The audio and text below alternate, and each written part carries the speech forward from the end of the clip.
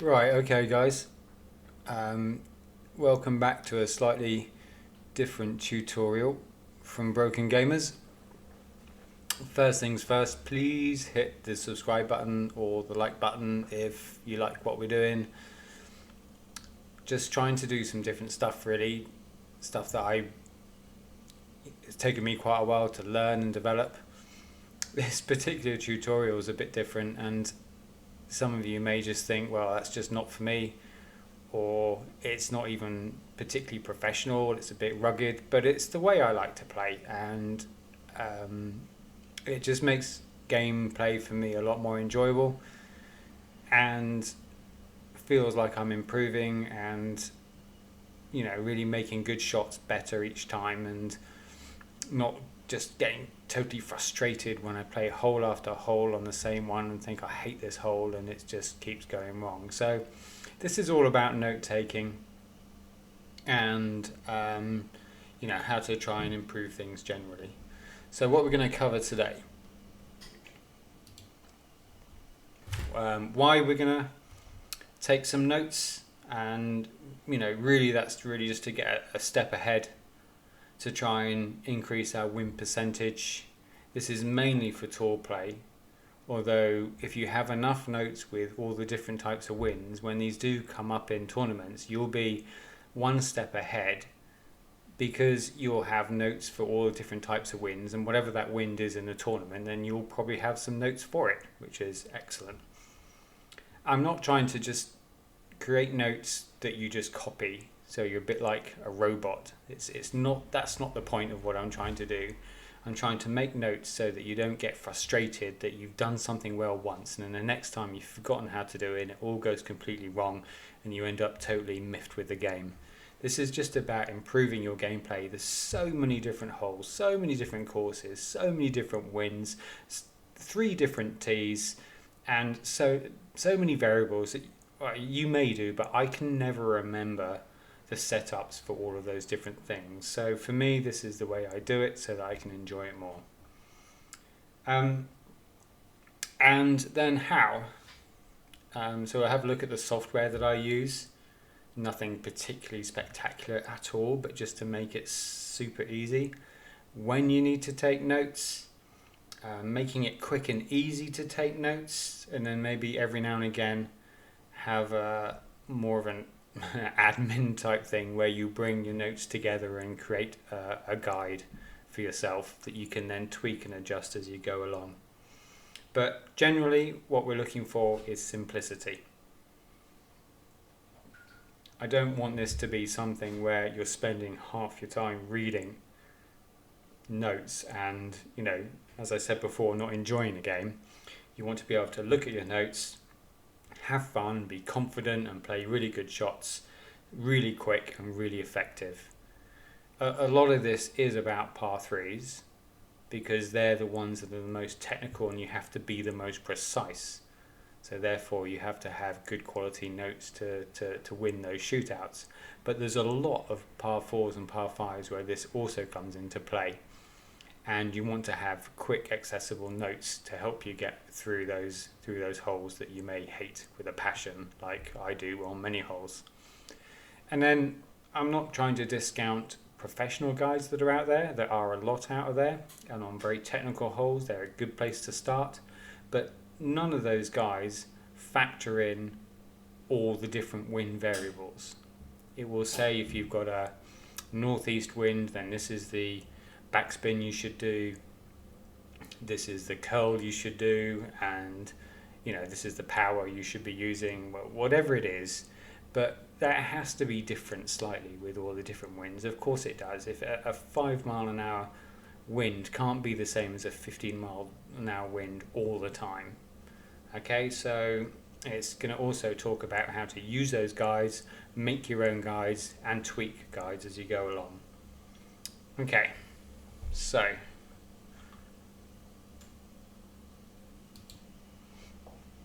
I just want to say as well that we're April 2021, and they've just announced, after not making changes for quite a long time, that all the courses, or a lot of the courses from Tour 5, I think it is, upwards, are going to change. So we spent a long time getting used to specific courses on the most common tours that we play, and now that's going to change drastically for all of you. So this is such a great fresh time to start, enjoying new courses. But the quicker you take notes compared to other people just randomly getting used to holes, the more you're going to win those guys, and have really good quality notes going forward that are well developed. Okay, so what you can see now in front of you is my Microsoft OneNote, and it's the software that I use to make notes on individual holes, on individual courses, on all sorts of things really. So what you can see down the left hand side is my Tour 10 holes that are currently applicable to Tour 10, and I know that's about to change very soon. And note taking can vary massively from hole to hole on par 3. So this particular hole is one of 3 Nordic par 3s, and the other 2 are all kind of like islands, and this one isn't. So I just call it Nordic 3, as in par 3, no islands, and that's how I identify it. Now this is a weird hole because your ball guide never really goes anywhere near the hole, and there's big funnels, and most things sort of go down towards the hole. It's very hard to come up with your own guide on this one. So the guides that I use, which quite a lot of people use, is it. That's pretty much all I use. Sometimes you can see I've got a couple of little notes around it, but basically every time you use this, you're going to be within 1 yard of the hole. I don't really know how, being totally honest with you, to tweak this where I can make sure I'm within 0.5 of a yard from the hole rather than 1 yard from the hole.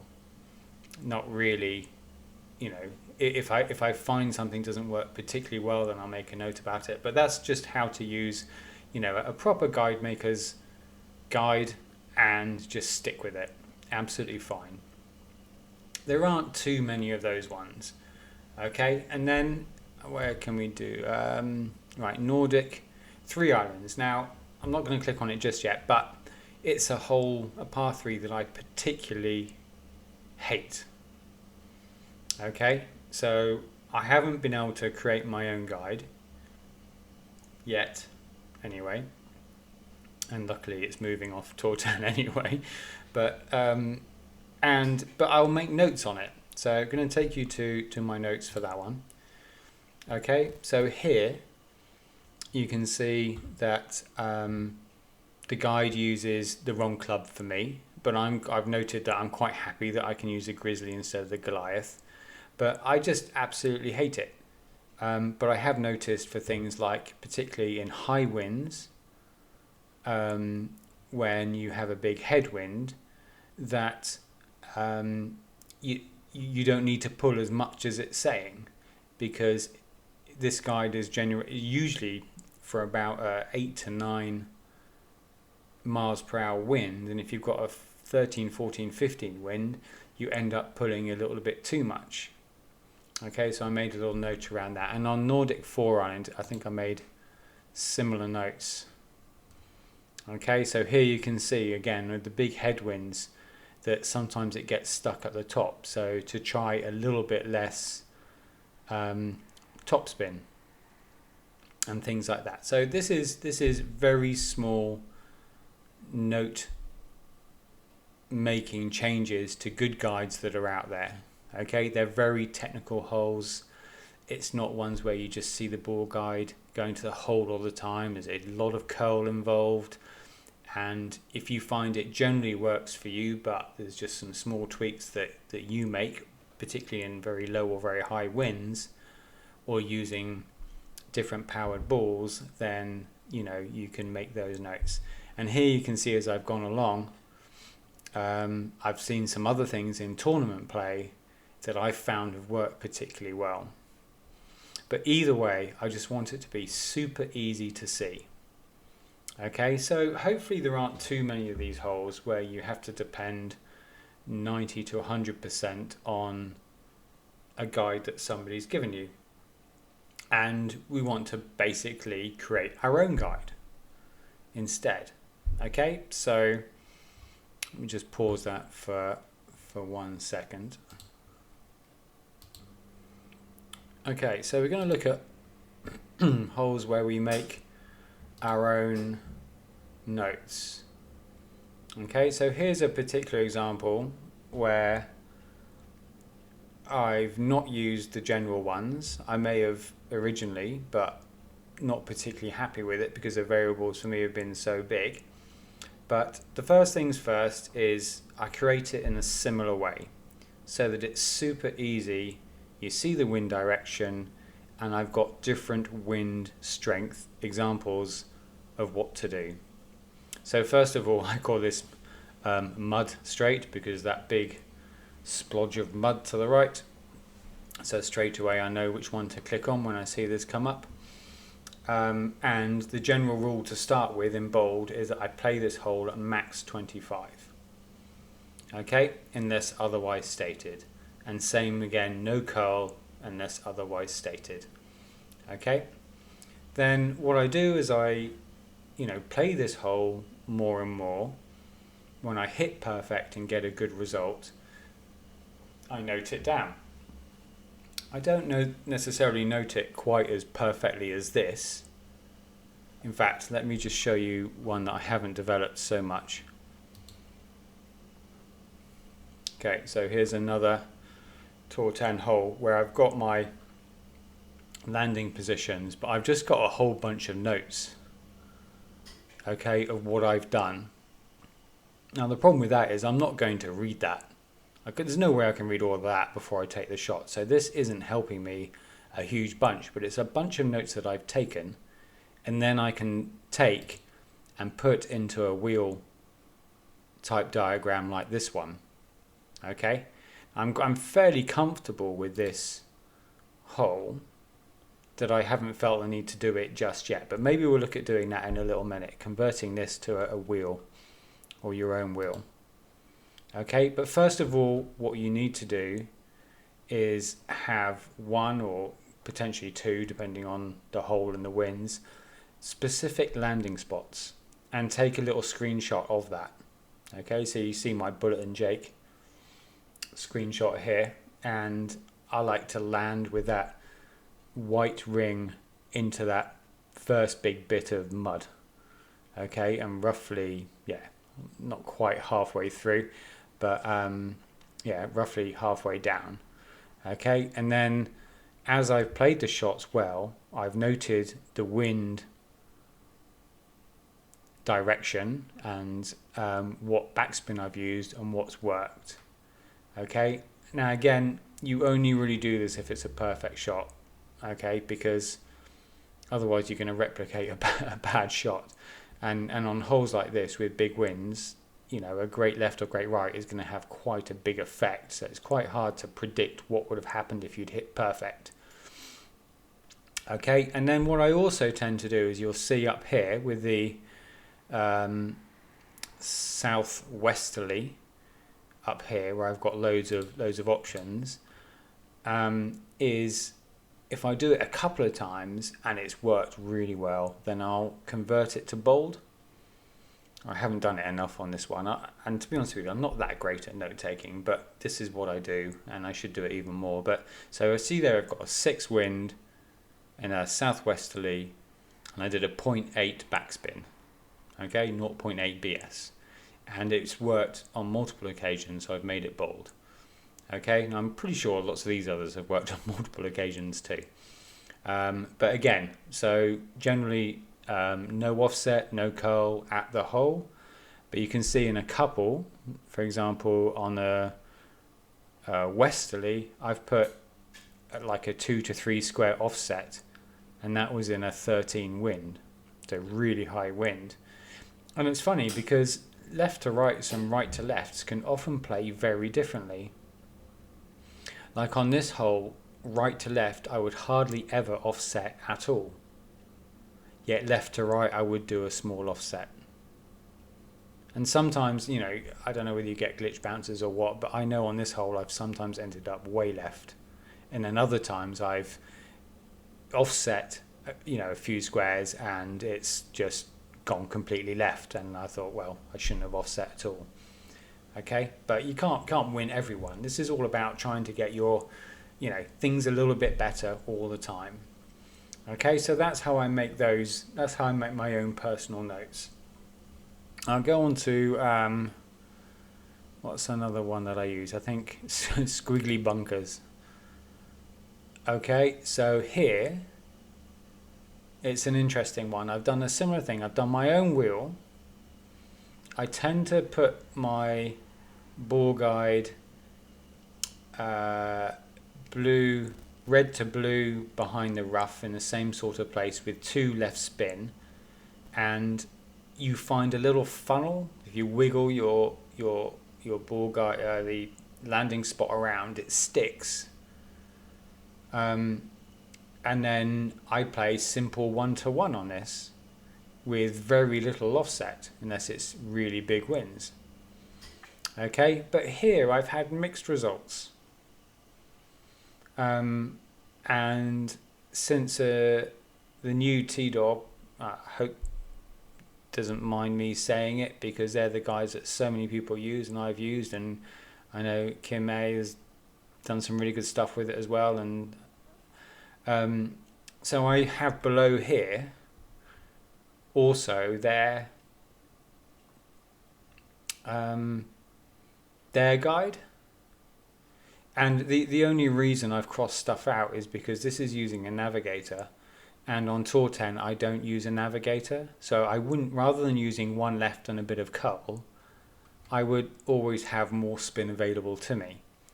So I would use 2 left spin rather than 1 left and a bit of curl. So I'm not saying their guides aren't good. I've just crossed things out and made them more relevant to me with a really easy visual. Okay, and again you can see I've crossed out based on a navigator, and I know they do great stuff with Power 1 balls and all that sort of stuff. But for me on Tour 10, I use a Katana or a Titan ball most of the time. Okay, shoot me for it. Sorry. Okay, so that's how I make the majority of my guides. I'm just gonna flick back over to let's have a quick look at some of these others. The Gokashu holes, again, they're really tough holes. Like what I call Gokashu 2 bunker, you'll probably recognize it if you play it, is such a horrible hole. And again, I tried to make my own wheel, and slowly, that's why there's a big gap up here, deleted it. And what I ended up doing was Kame and T-Dog had this particular one, and again I just make my own notes against it. But I won't lie, I still if I get a 50-50 win on this one hole, then I'm happy. I hate it, absolutely hate it. Okay, again another Gokashu Bay. I have my general settings at the top, but I do have, if I'm trying to understand if I did something wrong, I might go and look at the other one to just have a, work out if they'd have done something completely different. Maybe I should look at it. But like on this, they use a Goliath, and I just don't use the Goliath on T10, so it's not particularly relevant for me on those ones. Right, so I'm going to head back to the one where I haven't created a wheel.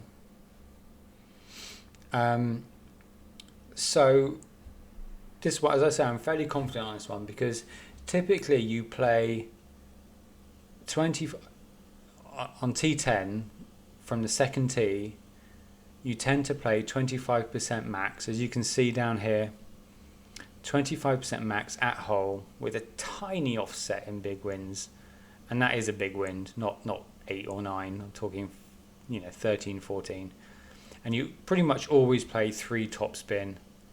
And then rather than having you start with your blue by that rough, as you can see in the first screenshot, but rather than be completely fixated on being in that exact position, you then move that so that your third bounce is where you want it to be. So if it's a normal, let's just say it's a 4 or 5 headwind or whatever it is, then you want that third bounce to be just over the rough, and it will just roll up to the pin nicely. Okay, but if you've got a big headwind, then I've got notes that say, right, well, if it's even just a small headwind, like a 5 or 6 headwind, then you want that third bounce to be not on the fringe, but on the first part of the actual green. Okay, so this is where you start, but you're using your bounce position to kind of adapt for the higher or lower winds. Okay, so that works well. And then I haven't really used this, but I've saved it here in case something goes completely wrong. And for me, what I notice here is they play a very similar setup to me, but in big or in tailwinds, they back off to 20% with less topspin. I don't typically find I need to do that, but if I do start noticing that, I can go, well, okay, maybe I'll just notch it down to 20% and see what happens. Okay, but I haven't really noticed that too much personally. I still tend to play with 25%, where I just bring my third bounce back really close to the rough, knowing that it'll just get pushed on a little bit. If it's a massive headwind, like 13 or 14, then yeah, I'll probably reduce the topspin a little bit rather than reduce the percentage, is the way I've done it historically. But I probably need to put it into a wheel. Okay, so I'd make my keynotes at the top, which would be these ones here. Okay, so very quickly go into the hole and I see those notes. And then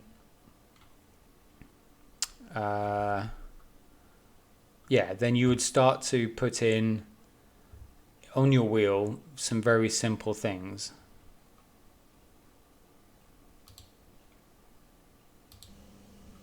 Right, okay, so I just paused it there and created a little wheel so you didn't have to sit through there me doing it, but you just do a draw tool on one note and just simply draw some lines. I'm sure you could do it a lot neater than me. And then I just start to copy and paste or cut and paste my information from below that I've gradually done over time. So here I've got some tailwind information, cut that.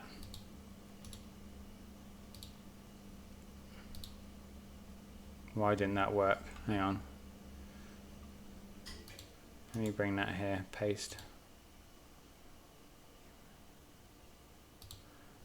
Oh, that's not a lot of fun. Hang on, I'm just going to pause it quickly. Right, okay, I'm not quite sure I know that, but it's telling me my browser wouldn't let me use right click, cut and paste, or copy and paste. Anyway, so you can see here, I've copied this information below the wind for a tailwind. Okay, now I can probably do something fairly similar for a headwind. Okay, so here's some headwind information. I can use my keyboard, it lets me do it this way, and I pop that up here. Control B, okay. And then you start to then put the information that you've slowly gathered over time into your own wheel, and obviously you can make it a lot simpler, and the writing I use is from my memory, but the fact that I've put 12 headwind, 3.5 topspin and push up before rough plus small OP equals perfect. Well, obviously I can make that a little bit simpler to read.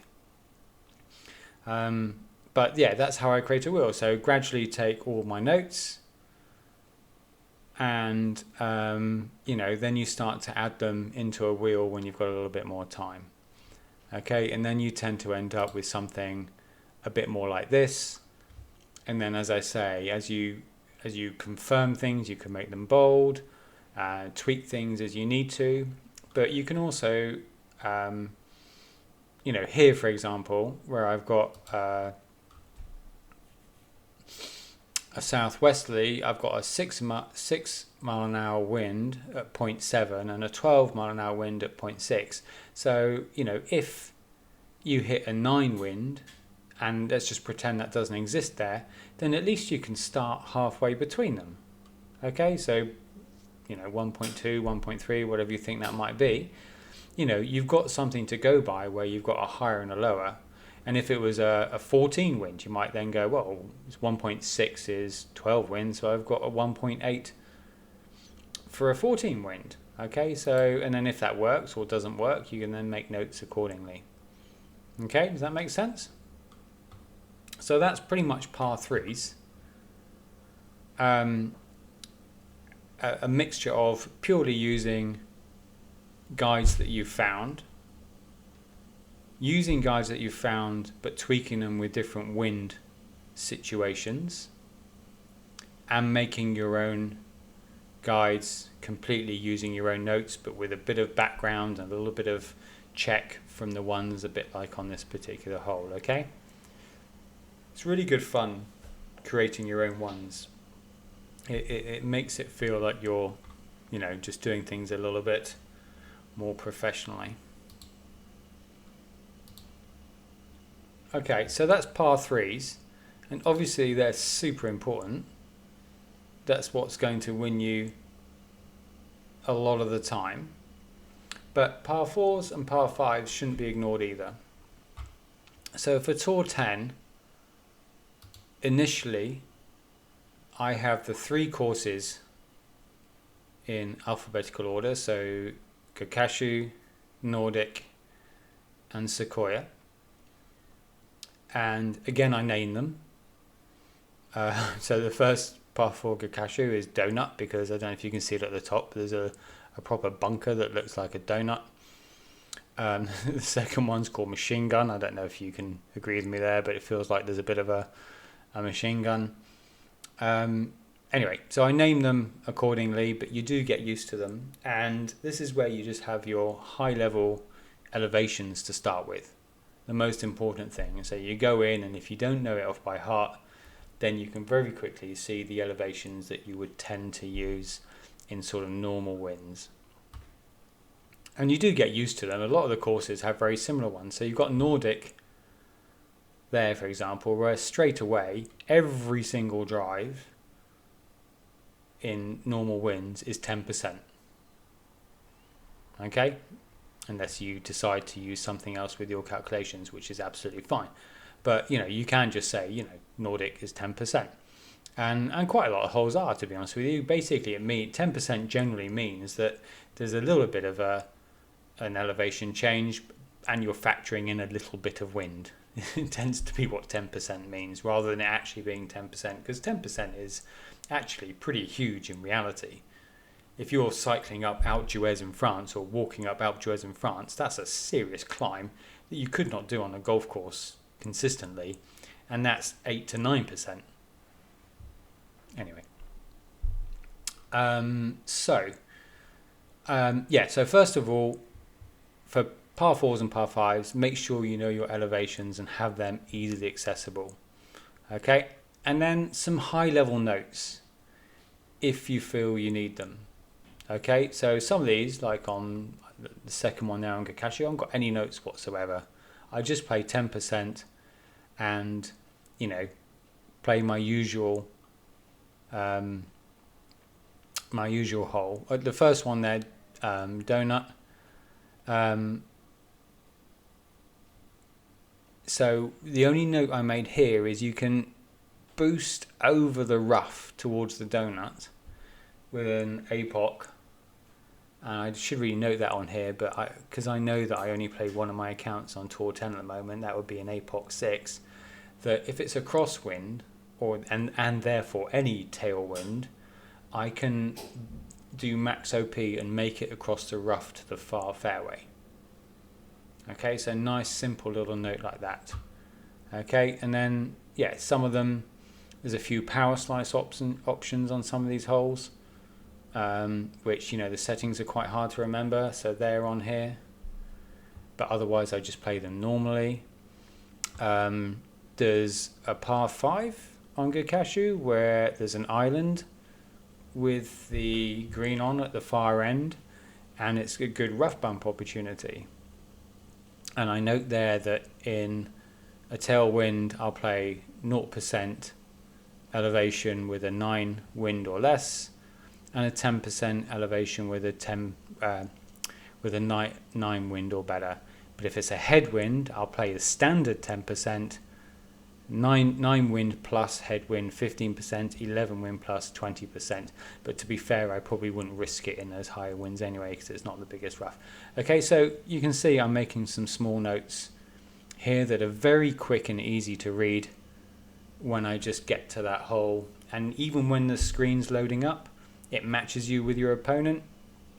You can probably see from there which one of the holes you're playing and start reading these before you even if you're first to play, you probably have 5 to 10 seconds to read this before the hole actually starts. Okay, and then just a few of the holes, I go par 4, par 5 holes, I go into even more detail.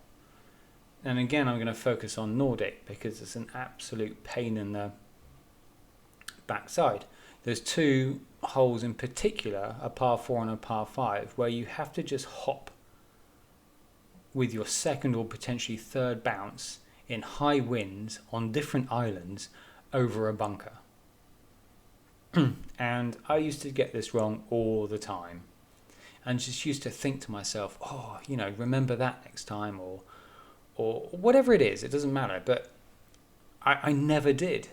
And as much as I figured, oh, there'll be this extension in the second bounce ball guide because it's a headwind, or reduction in the second bounce because it's a tailwind, the other way around, you know, extension if it's a tailwind, reduction if it's a headwind, I never got it right and always ended up in those bunkers. But after having YouTubed it, or looked at streamers like myself, or experienced it in tournaments and seen the different wins, I found very simple setups that just work 9 times out of 10. So now I enjoy those holes when they come up, relish them, and often, you know, come away with the wind. So here they are.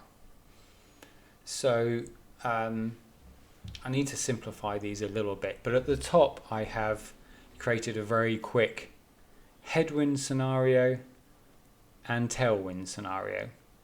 Okay, so if I have a tailwind, I go push up to max, and I do 6 topspin, max left spin, 10% max elevation, and as much curl as the wind kind of needs.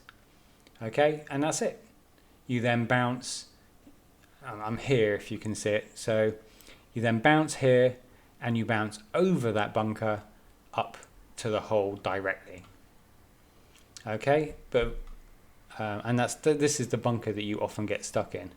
And then in the headwind is when you have to try and bounce before that bunker and go over.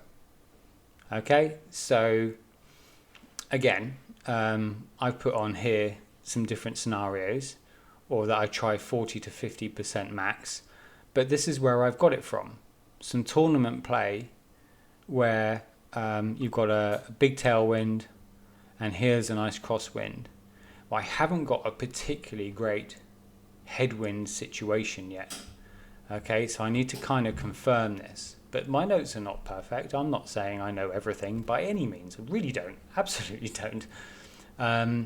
But yeah, if I've got a massive headwind, I need to try and work out, you know, playing potentially more OP or whatever it is to kind of get there. Okay, but here are my notes. And then the Nordic 5 is a very similar one, where you can see here it's not much. Oh, here's more of a zoom out. The bottom one, you've got to bounce onto an island and then hop over this bunker and stop in this area just after the bunker before going into the rough or the sand. So you can see how specific it's going to be.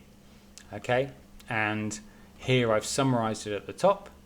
Tailwind, you go to max, 3 left spin, 10% elevation, and then you just play minus to +1 topspin depending on how strong that wind is.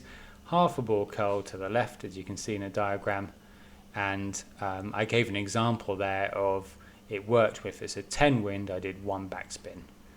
Okay, so that's when to go to the -1. And then again in the headwind, we go almost to the back of that first of the island, and you play 6 topspin, max left spin, I say near the back of the fairway, second bounce just before the bunker, and then you play max 10%. And if you end up adjusting into the OP where it's shaking, you know, it goes into the red zone, you look to see how many rings you had to pull into OP to make the adjustment that you needed to do, and then when you pull back to take your shot, you match the number of rings that you're pulling back with the number of rings that you pulled into, and then curl as much as you need to stay away from the right side.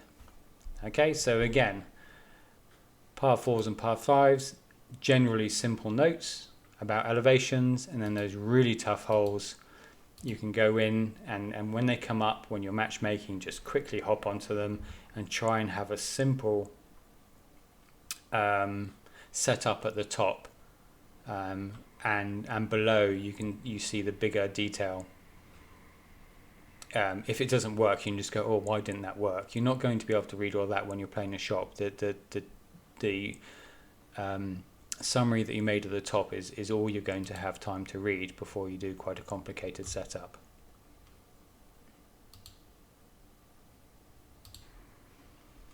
Okay, well that's it really. Par 3s, par 4s and 5s, all worth doing. Again, this is just how I do things, really not trying to say that this is the best way to do it, and would really welcome any feedback or any suggestions or just sharing how you do it. Really, it'd be really interesting to find out. All that I've known from experience is that it has to be super quick, so that within, let's just say you've got 30 seconds to take your shot, within 5 to maximum 10 seconds you know from your notes what shot you're going to play, and then you have 20 seconds to make it happen. If your notes take any longer than that, then you've got no chance. And that's what I've developed. That's why I developed what I've done, and really feel the benefit of it. And now that we're changing all the courses in our tours, it's a great time to start. Okay, that's it. Please hit like, please hit subscribe if you liked what you heard and saw, and hopefully see you in a tutorial soon. Take care, guys.